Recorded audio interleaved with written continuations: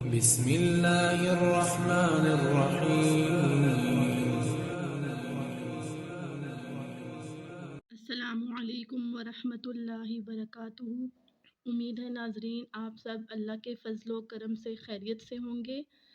تو جیسا کہ ناظرین آپ کو معلوم ہے کہ ہم نے 7 درس مکمل کیے، آج ہم 8واں درس شروع کریں گے۔ تو چلتے ہیں اپنے سبق کی طرف۔ وَبَشِّرِ الَّذِينَ، خوشخبری ہے ان لوگوں کے لیے، آمنو جو ایمان لائے، وعملوا الصالحات اور نیک عمل کیے، انا بے شک، لہم ان کے لیے، جناتن باغ ہیں، تجری بہتی ہیں، من تحتہل انہارا اس کے نیچے سے نہریں، کلما جب کبھی روزی کو رزق دیا جائے گا، منہا ان کو، من ثمرتن پھلوں کا، رزقن رزق، قالو تو وہ کہیں گے، ھذا الذی یہ وہی ہے، رزقنا ہمیں رزق دیا گیا، من قبل اس سے پہلے، وَأُوتُوا لے آؤ بِہِ متشابہن اس سے مختلف،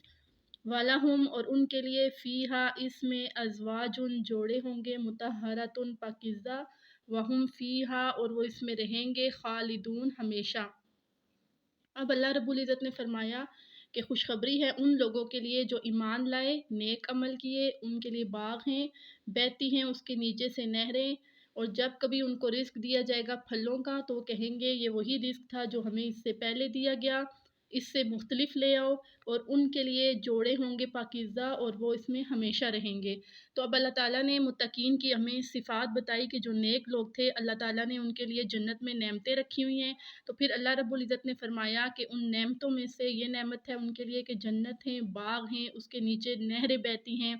اور پھر اہل جنت کو جب جنت میں کوئی پھل دیا جائے گا تو وہ اس کی ظاہری شکل و صورت دیکھ کر کہیں گے کہ یہ تو وہی پھل ہیں جو ہمیں دنیا میں دیے گئے تھے، اس سے مختلف لے آؤ۔ لیکن جب وہ ان پھلوں کو ذائقے میں چکھیں گے تو وہ کہیں گے کہ اس کا ذائقہ دنیا کے پھلوں سے کہیں زیادہ میٹھا ہے اور اچھا ہے۔ پھر اللہ رب العزت نے فرمایا کہ ازواج مطہرہ پاکیزہ جوڑے ہوں گے، اس سے مراد وہ مردوں کو جو جنت میں حوریں ملیں گی، اس سے مراد وہ حوریں ہیں۔ پھر اس کے بعد آپ صلی اللہ علیہ وسلم نے فرمایا کہ جو عورتیں دنیا میں نیک ہوں گی تو وہ قیامت کے دن اپنے شوہروں کو وہی حوروں کی صورت میں ملیں گی۔ اس کے بارے میں ایک حدیث میں آتا ہے کہ نبی کریم صلی اللہ علیہ وسلم نے حضرت عائشہ رضی اللہ تعالی عنہا سے فرمایا کہ اے عائشہ، جب سے مجھے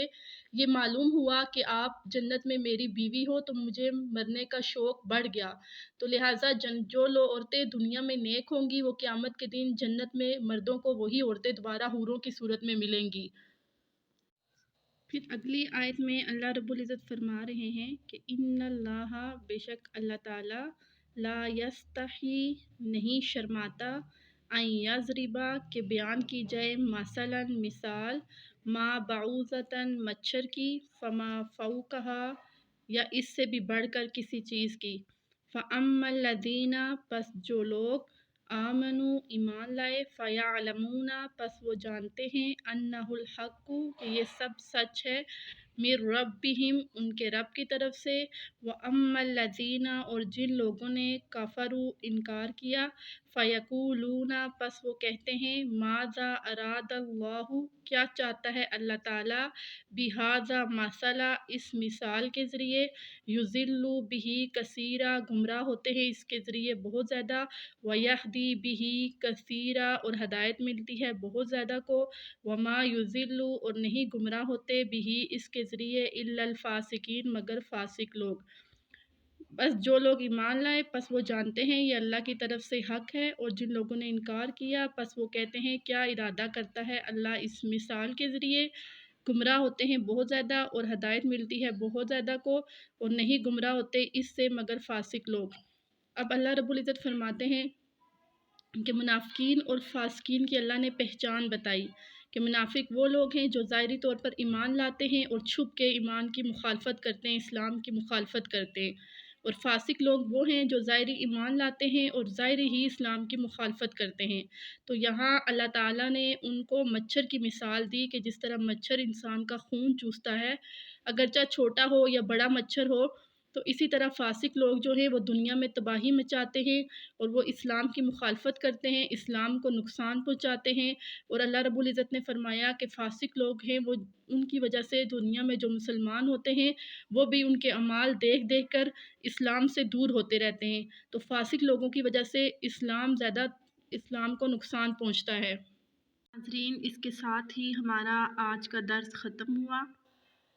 اللہ تعالیٰ اس کو ہماری عملی زندگی میں داخل فرمائے۔ ملیں گے اگلے درس میں۔ اللہ حافظ۔